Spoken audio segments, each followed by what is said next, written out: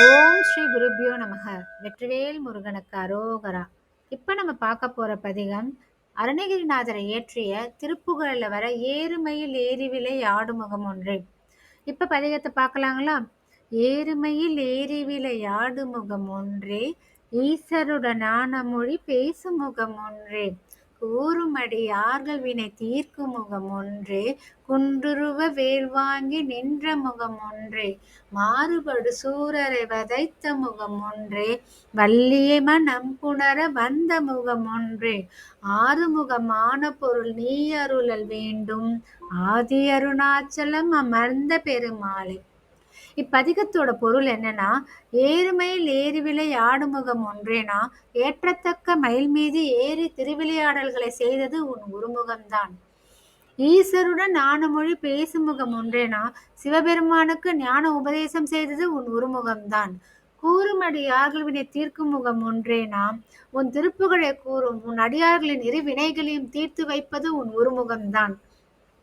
குன்றுருவ வேல்வாங்கி நின்ற முகம் ஒன்றேனா, தாரகன் என்னும் மாய அரக்கனின் மலையை பொடியாக்கி வேல் பிடித்து நிற்கும் ஒரு முகம் உன்முகம்தான்.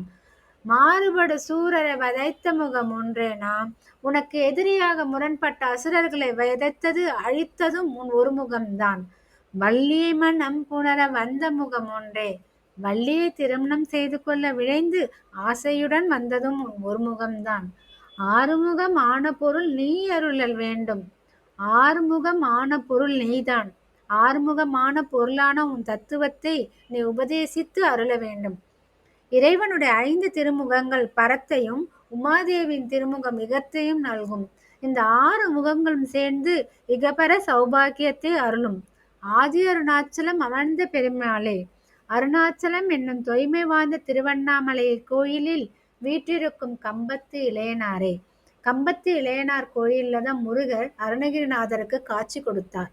இவ்வாறு இறைவனது 6 திருமுகங்களும் எனக்கு கருணை புரியட்டும் வேண்டி அருணகிரிநாதர் முருகரை வாழ்த்தி பாடுகிறார்.